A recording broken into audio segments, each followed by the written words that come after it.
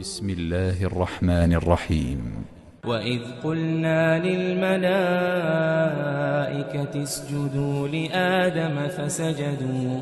فسجدوا إلا إبليس أبى فقلنا يا آدم إن هذا عدو لك ولزوجك فلا يخرجنكما من الجنة فتشقى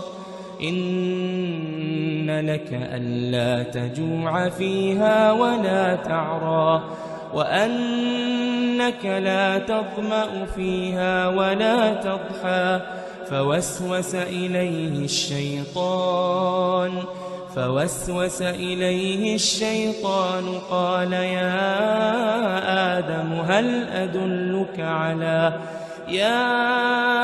آدم هل أدلك على شجرة الخلد وملك لا يبلى فأكلا منها فبدت لهما سوآتهما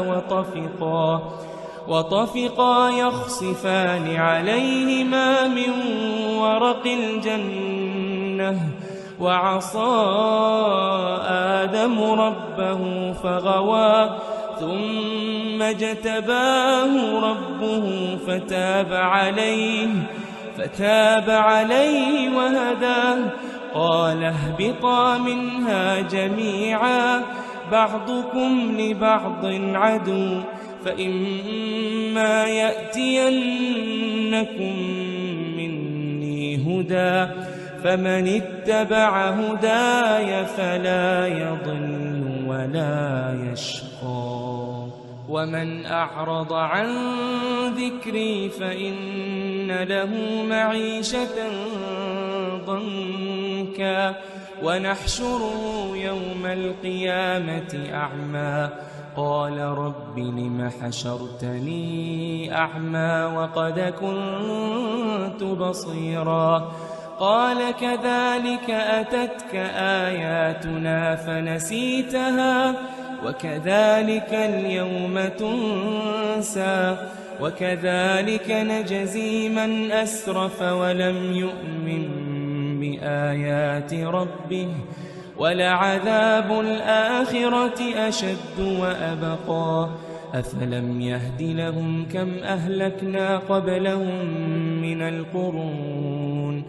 من القرون يمشون في مساكنهم إن في ذلك لآيات لأولي النهى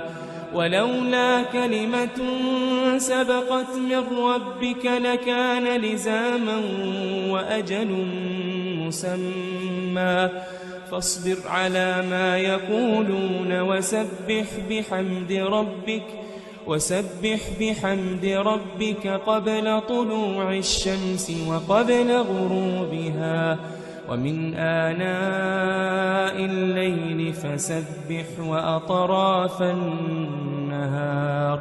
وأطراف النهار لعلك ترضى ولا تمدن عينيك إلى ما متعنا به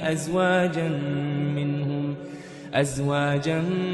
منهم زهرة الحياة الدنيا لنفتنهم فيه ورزق ربك خير وأبقى وأمر أهلك بالصلاة واصطبر عليها لا نسألك رزقا نحن نرزقك والعاقبة للتقوى وقالوا لولا يأتينا بآية من ربه أولم تأتهم بينة ما في الصحف الأولى ولو أنا أهلكناهم بعذاب من قبله لقالوا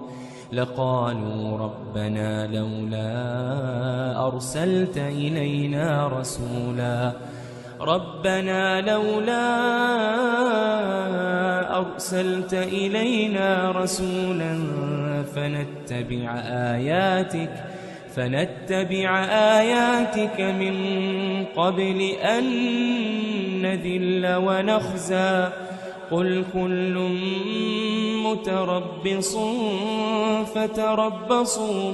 فستعلمون من أصحاب الصراط السوي ومن اهتدى.